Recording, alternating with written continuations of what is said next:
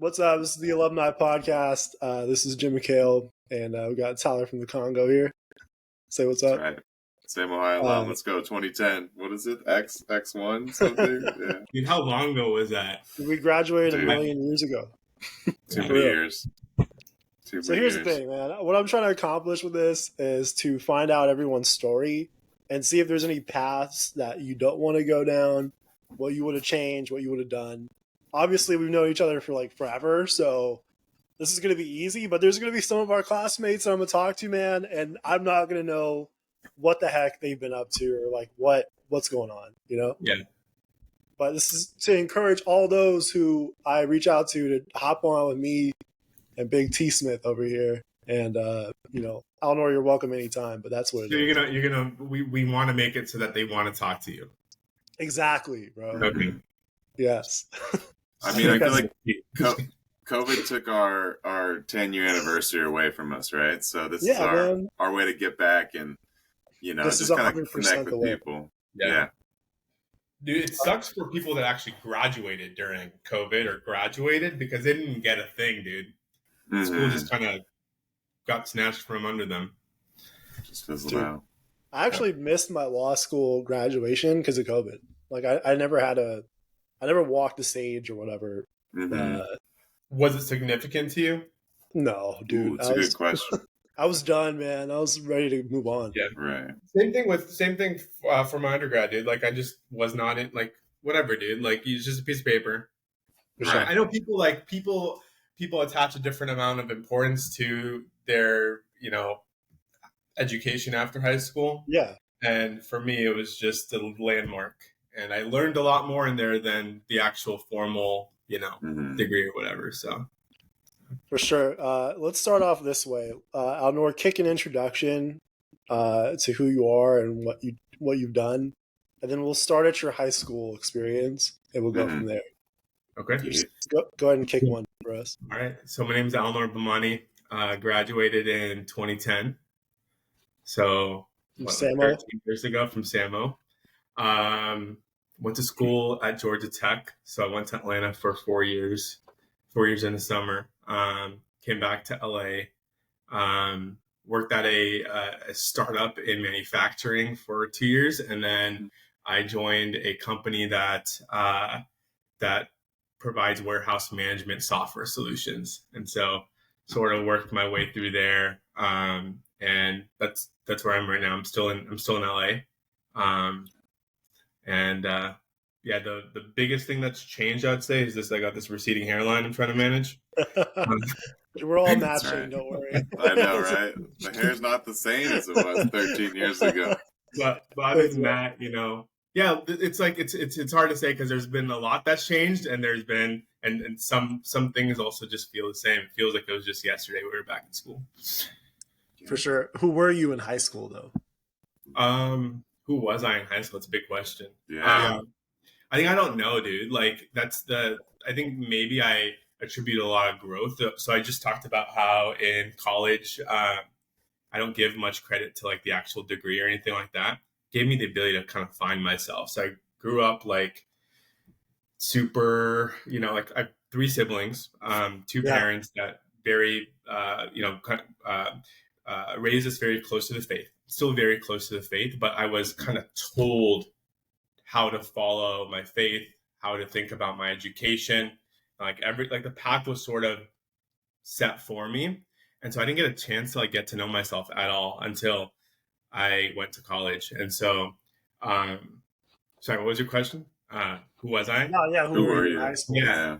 So I was like, tremendously challenged by the academic performance expectations that people set around me, dude. I was consistently pushed into these like AP honors classes when there's probably times where I shouldn't have been in that. People expected me to perform. It got stressful, dude. My friends were all like people like you guys that were always like on top of it. And so, I feel like I didn't know who I was, man. I didn't know who I was. And, I had a lot of different voices around me. Good though. Like, my parents are loving, my family's loving. I'm very close to my family today, but, it was very structured when we were growing up, and it was good to get out of that for a little while and find myself.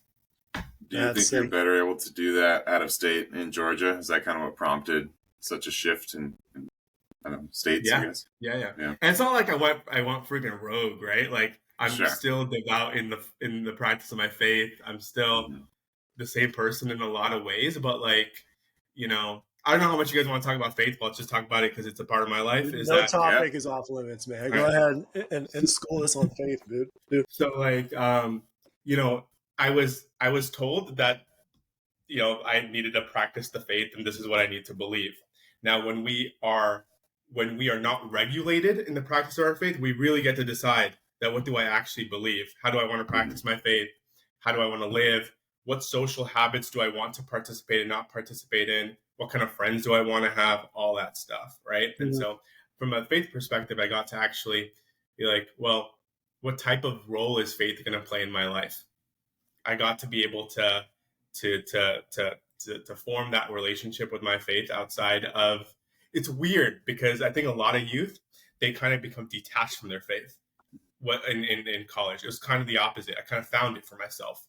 I just also noticed this buns down. That wasn't intentional, guys. It's looking hot, bro. You got to keep it out, man. There's a lot of women hair up here is leaving, and the hair up here is staying. So you got it going on. It works, dude. It works. Trust me. And then I made some really good friends, man, in college too. And so, yeah, it was a good experience to be able to go through, being able to make friends that, you know, I'm not saying that you guys were assigned friends, but like we were all in a small group going through the same thing. So we all became friends. When you're in a larger community, you get to pick people, and you know, I think the friends that I made in college were different in a lot of ways. I got to learn from them. They got to learn from me. We didn't go home. At the end of the day, we all kind of were with each other 24/7, and so it was a good experience. That's sweet, man. Okay, one story that stands out to me that I remember you for in high school was. Careful. Dude, we were in Miss Loria's class, and we had an assignment to like write a letter. Dude, do you remember like that story or not, dude? Because I do remember getting caught for cheating because I plagiarized someone's current event worksheet. Why do I remember that? I actually remember who it was, but I don't want to say. But because I cheated, they didn't cheat. But that's the way it is. So tell me about this letter. Dude, you wrote a letter to like some entity that has to do with like the government, and you ended up like getting your parents like an interview or something like that. You have a much better memory than I do. Dude, I remember it like it was yesterday, and Miss Loria like announced it to the class. That was AP what? Lang and Arts 11th grade, bro. 11th grade. Like second period or something like that, right? Like early in the day. I don't remember what period, but like I remember that. Yeah, and I was like, dude, Alnoor just went off, man. You killed that assignment, and you like changed the outcome of everything. There you go. Yeah, I don't remember that at all. It's forgotten to history at this point. So you graduate high school and you're going to college. Do you know what major you were going to choose? So like I wanted to pick something technical, but I didn't have like a direct passion for something specific. And so I chose industrial engineering. Industrial engineering is like systems and process efficiencies, and so it's not like electrical or like it's not heavy in math, but it's more, honestly, it's common sense in how you kind of develop processes and things like that. And so when I started school, a lot of like my friends group was doing industrial design, which is like manufacturing of or like the design of goods, like a toothbrush, for example, like how you grip it tells you how it should be designed, where the two buttons are tells you how you should be designed. And so I was kind of exploring that for a while. I also like there's not too much money in industrial design, and so I took a minor in industrial design, majored in industrial engineering. Kind of slowed me down a little bit. Probably pissed my parents off a little bit too, because there was a time where I was like trying to figure out what I was going to do. But yeah, I wasn't going back and forth. once I was in school, like a lot of people do. Which did you have like a general idea of like what industry you wanted to go into? No idea. And like when I was coming out of school as well, I was like, I knew I wanted to come back to LA, and be, close to my parents and my siblings. And so like a lot of my friends were like applying and finding gigs at like 6-figure jobs, and were, going through the whole like recruiting process and things like that. Mm-hmm. And for me, I was just like, I want to be back with my family. And so I got an unpaid, like the manufacturing company I told you I worked at for 2 years. It was a startup, and it was an unpaid internship.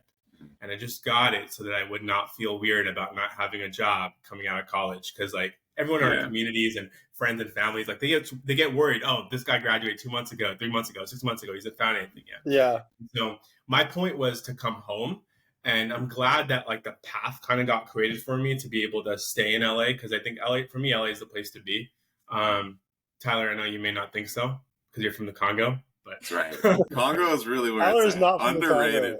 If you're watching I'm this, a world traveler. Okay, I'm in actually Washington right now, near Seattle. Like it's just funny because like we mess around, and like I'm obviously Jim from Egypt, even though I've never been, and we just stumbled out Tyler's from the Congo. Like it just sounded badass. You need to connect with your roots, Jim. You've never been to Egypt? Never, not once. No. All right, figure that out, bro. I'm hoping to go sometime when I have some free time. But this fool's never been out of the country, so he's got a lot to see. Dude, you need to go to like freaking Mexico. At least Mexico. You have no excuse. We'll start with Mexico, and then we'll move like somewhere to Egypt, like over time. Alnoor, have you traveled after high school? Yeah. I didn't do like the study abroad trips or anything like that. Yeah. But in 2016, my father passed away. And so when he passed away, I never actually visited Pakistan before. And so like we have a extended family there. All of his brothers, his sisters, all of my cousins are there. For sure. And it was a weird experience because like technically I was supposed to go with him, and he was supposed to introduce me to his family. And, I'm not totally fluent in the language or the culture, whatever it might be. Mm-hmm. I know enough of it to be able to get by. But so he passed away in 2016. So at his 1-year anniversary in 2017, I went, met everybody. It was cool, dude, because like I felt like it wasn't a foreign place to me. I felt at home, actually. Very simple way of living. And people like, from that part of the world are just very kind, genuine people. And then my family was especially.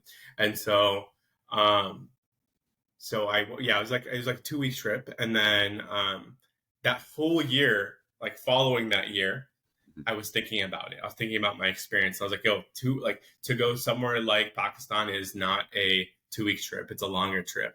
Yeah. So then in 2018, I went for like 5 weeks. My cousin got married. So I got to like experience like a freaking, if you guys have ever heard of it, like been to a South Asian wedding or heard of it, it's maybe you'll come mind me. Yeah, it's pretty amazing. But it's like a freaking 5-6 day thing, dude. And so went to his wedding, got to spend time with the family more, got to kind of work on my language skills. It was a good time. And so besides that, like I've been to like, I have some family in Europe. So I went to Europe for like a week and a half or something like that. But I definitely want to. I know it's just bagging on you for it, Jim, but like, if you don't do it now, like think about it like this. Yeah, it's only going to get worse. When you get kids, dude, it's going to be hard because you have to freaking negotiate all of that. So might as well. Yeah. Take a trip to Cabo, dude.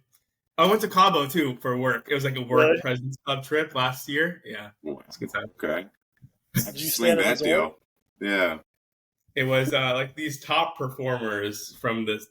I was the director of the solutions engineering team, and so all the leaders and the top performers went to like an all-expense, all-inclusive resort.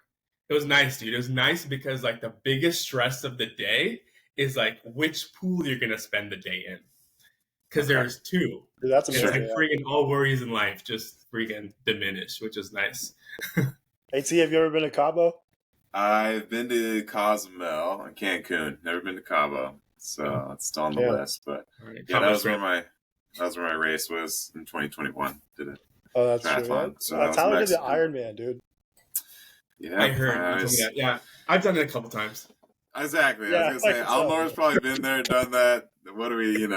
I'm just on his coattails. Right. Yeah. Jim and I don't know if he told you, but Jim and I have been trying to get our fitness in check. That's what I heard. Yeah, you meet up at 24 or whatever gym, I guess. And we've been there for like 2 weeks. Yeah, 2 weeks. Come on, guys. We're still doing well though. Like, we've been going down slowly. I think that's like the key. Yeah. All right. So you're in college. You settle on a major that that you did your research on, and that has like opportunity of growth. What did you learn about yourself in college? So I did get to. It's weird because I know college, like people in college, they go like way they kind of form their independence. I formed my independence, but I also realized how important my family is to me, and that I want to be close to my family. And I also realized how important my faith is to me. I also feel like I made a bunch of true friends in college. And so the question was like, what did you learn about yourself, right? What was that? How much did you date in college? Not much. I feel like, man. This is going to be recorded and put somewhere, right? So, this is going to be put somewhere. You are who you are, man. Like it doesn't matter what people think. Would you want one day to have more of a traditional Pakistani wedding where it's like a 5-6 day endeavor, or you want more of the American style? Do you have a preference? Dude, the problem is the cost. Even in an American wedding, dude, I was just freaking watching a TikTok, and this guy was talking about how much his wedding costs. Right. And now, well, first of all, I'm single right now, so I need to find someone, date her, figure it out, right? Like, dude, these weddings cost so much money. It's like you can put a down payment easily on a house, to be able to do that. So, I don't have family money either, dude. So it's not like a bunch of money saved up somewhere. Me either, bro. Yeah. So, I also don't think it's a big I think that it would be cool to like treat our friends, right? Somehow, like, but to go like all out and spend money frivolously doesn't make sense. Especially money that like people that take loans out for their weddings, no judgment, but like it just does not make sense to me. Oh, full judgment. Don't do that, people. That is the dumbest thing ever. Yeah, I will fully judge those people. We can like go on a nice like spend time with like the person that you're marrying, like down payment. Even if it's like a freaking trip, right? Like take time off work and go on an extended honeymoon. You also have like 3 of the most fiscally conservative guys on this podcast right now, man. Like I've been I budget very well. I think Alnoor is the same and T's the same. So Jim, you're in Vegas gambling though, so I don't know how conservative that is. But you win. Where were you in Vegas, Jim? In Vegas, I play. Okay, yeah. Now he's like, "This is recorded, guys. This is recorded, guys. No comment. No comment. You can't no comment us, Jim. What'd you do after the casinos, bro? Yeah. You know what? I actually won a slot machine jackpot when I was there last. $6? No, dude, it was $1,600, bro. That's wild. Yeah, that was wild. It was a game called Rail and Bacon. There you go. It's like this pig gets like super fat and then explodes, and then you try to win a jackpot afterwards. It's really stupid, but it's also pretty fun. Good for you, man. But I didn't do much else in Vegas. I went with my family, so it was like not fun. Yeah. So when did you like have you dated after college or no? Are you still working on it? Here and there. Still, it's a work in progress though. Are you an in-person guy or an online dating guy? Dude, that's the thing, man. Like the online thing, or like, I have people that have like said, "Hey, I know this person. Right. You should talk to her." It's like very hard for me, like that person doesn't exist yet until I've met that person. Ooh. And so like it also feels very manufactured because like, what everyone's trying to get to, right? Like everyone's trying to get to like a long-term relationship. And it's like, I don't know, man. It just feels like so like, you know, manufactured. It's so it's been hard for me when family and friends have tried to introduce me to people, because like, okay, this is gonna sound weird, like bad, but like I don't care about that person until like I've actually been able to form a relationship with them, like even a friendship. And I also think it should probably take that kind of a path where you like.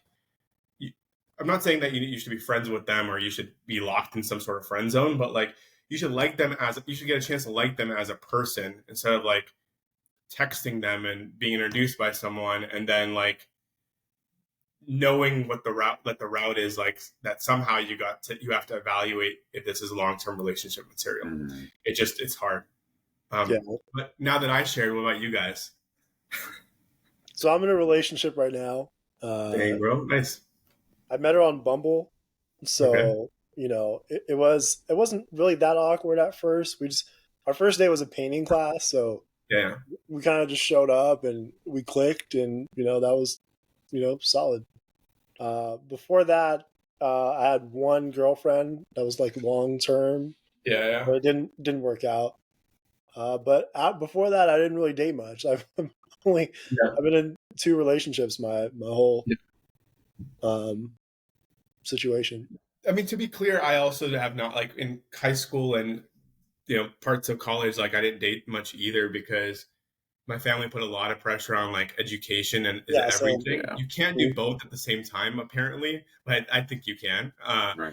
And so that's how it was. And then I can't say that anymore because now it's been freaking 10 years since high school, right? So yeah, dude. Yeah. And in college, I was broke as hell, dude. Like, that's a factor too. Also.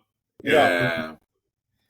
My history is kind of similar to yours. I think growing up, I was so just enmeshed in sports and academics, trying to get to grad school, trying to get to college, whatever it was. I always had some reason to kind of pull back from even pursuing relationships. So, I mean, that's for better or worse. That's kind of how it was, right? I think I do like what you said about forming authentic friendships before. I think that is usually at least the kind of thing that I had going was best when it was a friendship beforehand, right?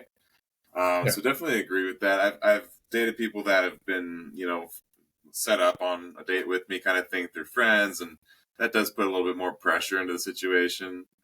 My family has never said anything like that up for me. I think they're both pretty hands off. They're like, date however you want to date, whoever you want to date kind of thing. So, but at least a couple of mutual friends have tried. So I'm kind of in this long distance dating thing, trying to figure it out exactly. She's in California, so still not sure where that's going, but dude, that just means you got to move back to California.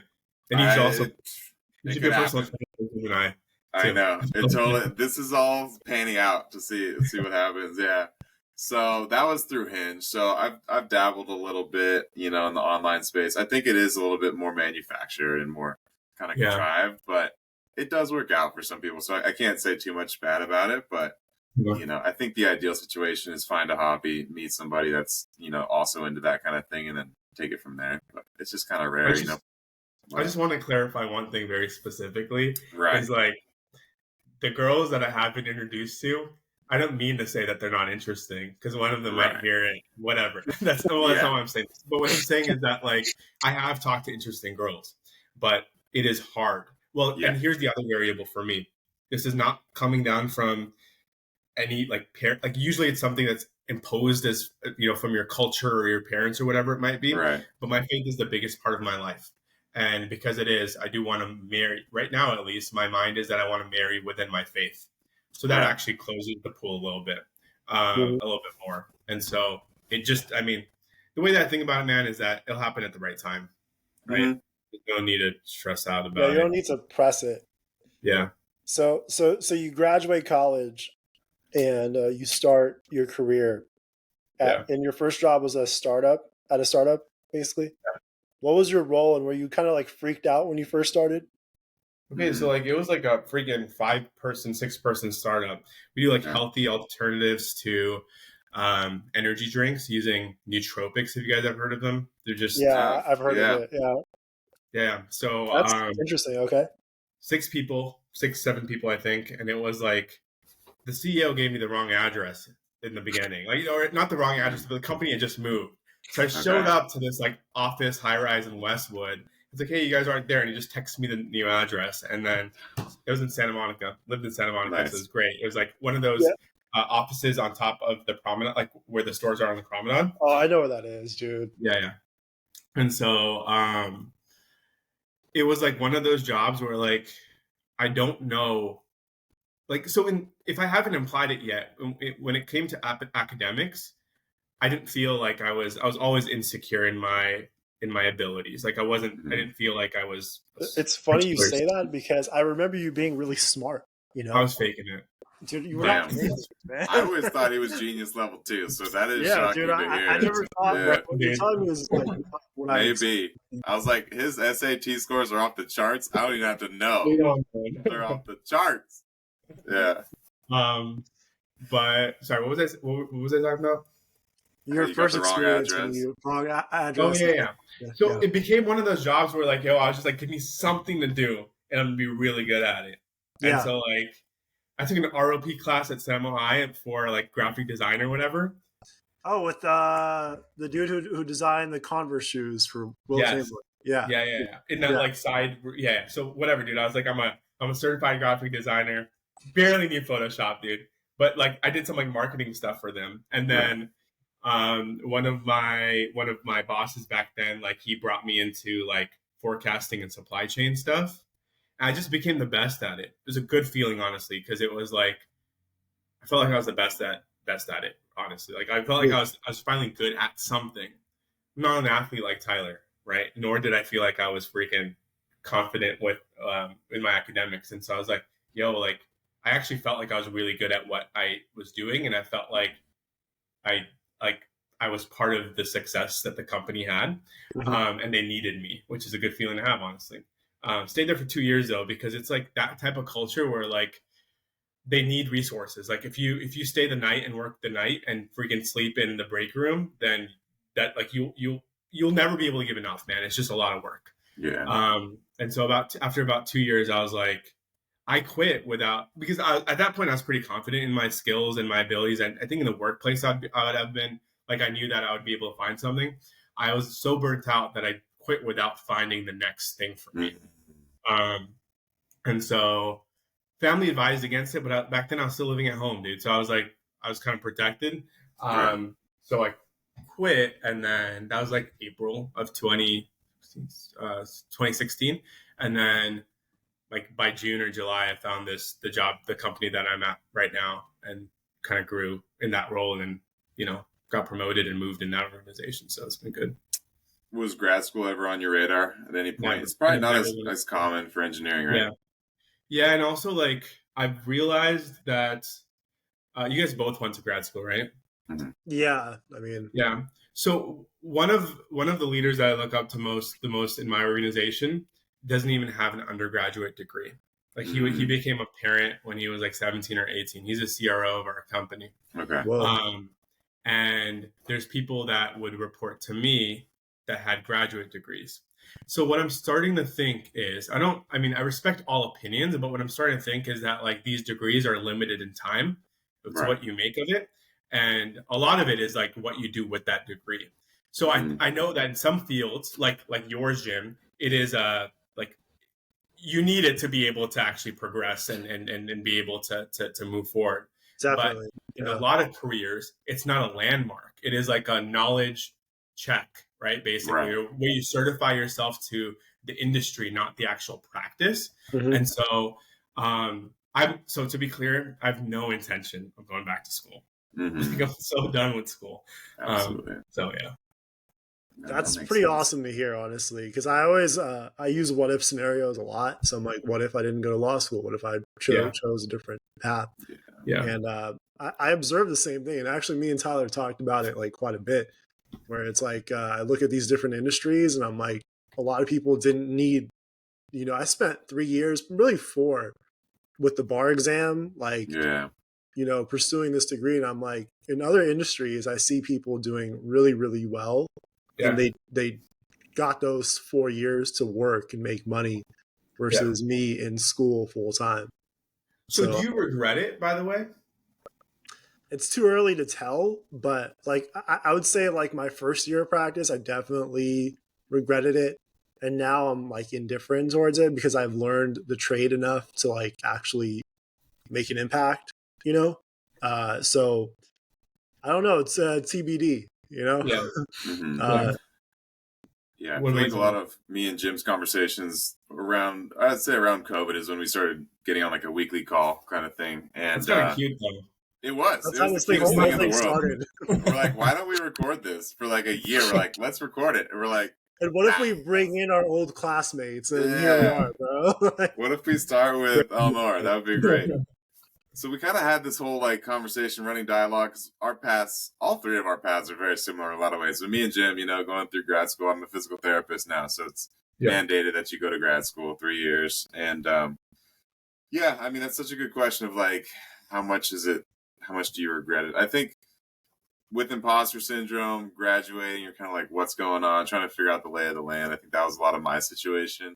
I am extremely fortunate to have the job I have now in Washington, and it's a civilian contracted job with the Air National Guard. So it's kind of the best of both worlds compared to private practice where you're seeing, 20 patients a day and you want to off yourself at lunch. So I kind of like where I'm at obviously now. So it did work out 2-3 years down the road. I would say I could do this job forever, but right out of school, I was like, why would I spend all that money? Why would I do what I did kind of thing? And I did it the cheapest way you could do it. I lived at home and I went to a state school, San Diego State. So if I had gone to USC and been multiple hundreds of $1,000s in debt, there'd be no way I would possibly want to, continue on at that path or tell anyone else to do that. But fortunately, I think I finally kind of found my stride a couple of years out. So my opinion's definitely changed. That's crazy.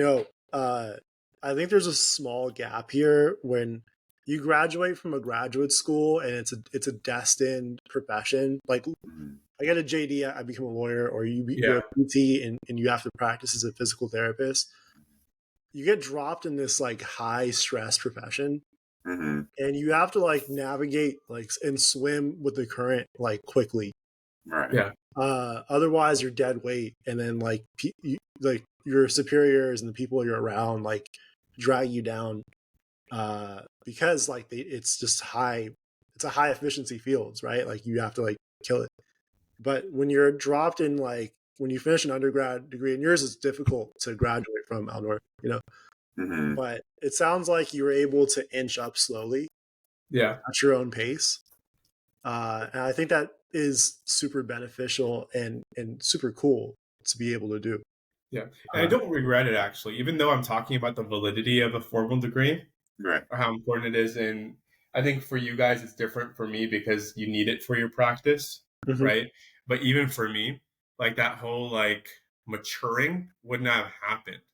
I didn't really like know how to think and act and believe and, for myself, honestly.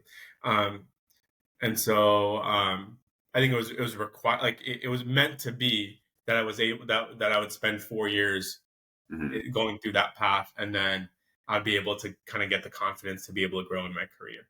Probably a confidence thing for me to be able to be where I'm at today. What do you think freshman Alnoor would say to your current self, and what would your current self say to your freshman year in high school, Alnoor? Bhamani? This is where you get like, this is like remember the Common App, dude? It's like you're getting all like formal with their questions.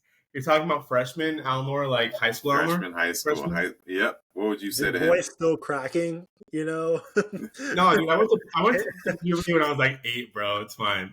Right. I guess I would be realistic with my academic expectations. So maybe this is what you guys don't realize, because maybe this was a facade, is I was consistently stressed at the academic pressure put on me. Right. And when I was not successful, I also was stressed that I had to make it look like I was successful.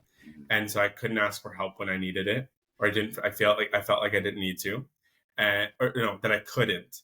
And by the way, guys, this is not like I had a support system. Like my parents just wanted me to be able to excel and be the best that I can be. But I could have been able to say that, hey, everybody is different. I need to slow down, or I'm not good at this and I need to take, like, everyone learns and grows differently, but everyone is kind of prescribed the same path in like Western education, right? Through K through 12. We don't look at people's like learning abilities and things like that. And so I went through a lot of stress actually. Like, why can't I freaking be in a regular geometry class and I have to be in freaking AP geometry? Why do I have to be in AP stats, dude? Like, why can't I freaking be in physics instead? Right. And I just would have maybe thought to help the people around. I think my family and the people around me would have listened if I just kind of lowered my stress and would have been able to explain it. I also, just like I did for the outside world where I didn't like express how stressed I was, I also had that sort of in front of my family. There's like, what's like, you know, I didn't even it's not like they were forcing me to be academically great. But if I communicated it with me, then my family is one that would, you know, be there to support me first. Actually, I just didn't communicate it well. So yeah, that's I think fair. No one should feel, and yeah, this is like, did not take over my high school education. My high school education was still, at the time, high school was still fairly positive. But you know, that's one thing that I would want people to be able to think about and do. I think that's huge. I think so much of the push for APs is kind of not misguided, but maybe unnecessary. I took like 5 APs. I got 3s in like all of them, so it didn't count for shit in college. So I took them anyway. It's like, yeah, I take a lot of those anyways. So it doesn't matter. If I could go back, I would have been like, Tyler, just take like car mechanics and like wood shop and like take all that shit, because that's like a life skill. You're gonna have way more than AP English language arts, you know. You're like, able to build a shed, right? I would like, just build a house. Yeah. God, that's what I tell my fucking 14-year-old self. Just take wood shop. Yeah. Dude, that digital design class you mentioned earlier, I remember I took that one in the second. Mr. McGee. Mr. McGee is his name, and his wife worked as a secretary in one of the.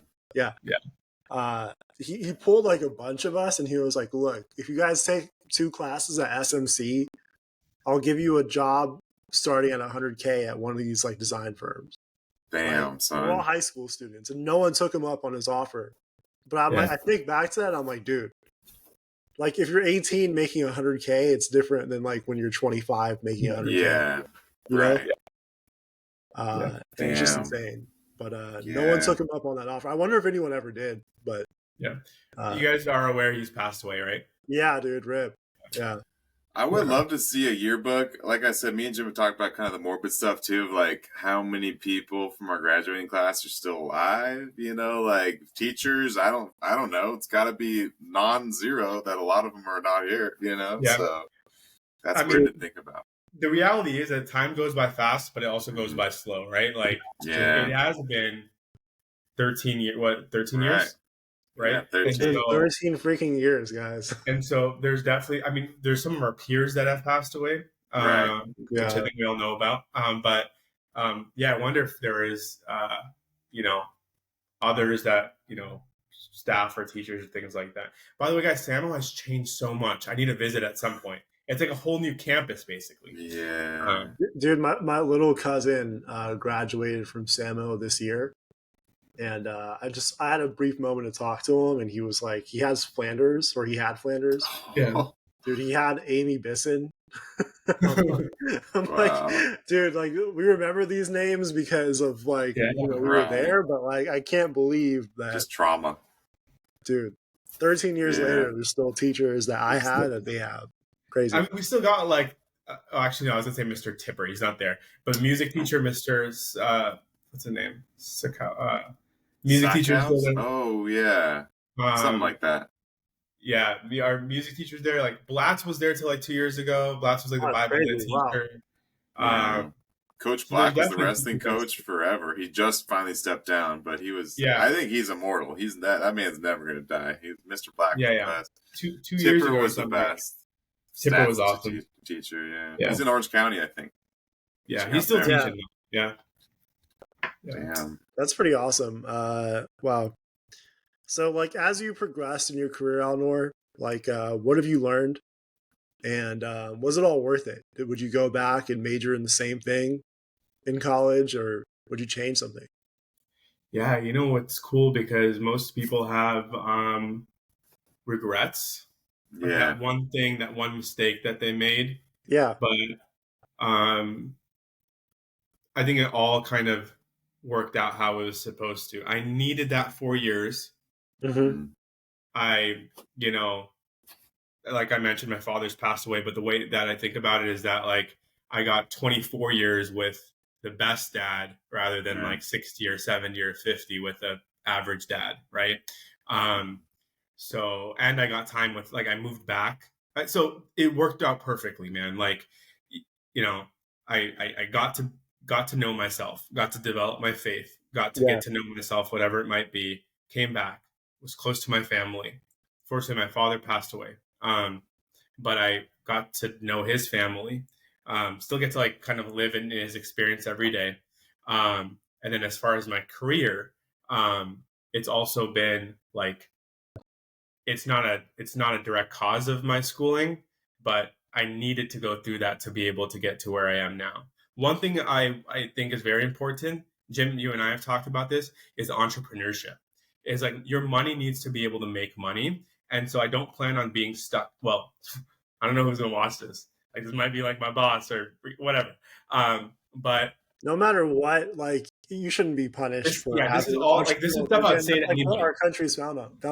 Your money should be able to make itself, and you should be smart about money. And so, yeah, you should be prudent in the way that you live, but you shouldn't, like, I'm not saying that at some point I don't want a job, but I want to be able to make smart decisions so that I can build for my future generations. There's a mentor of mine that said something like, it sounds outrageous, but we do need to think about this because we don't know what the future will hold.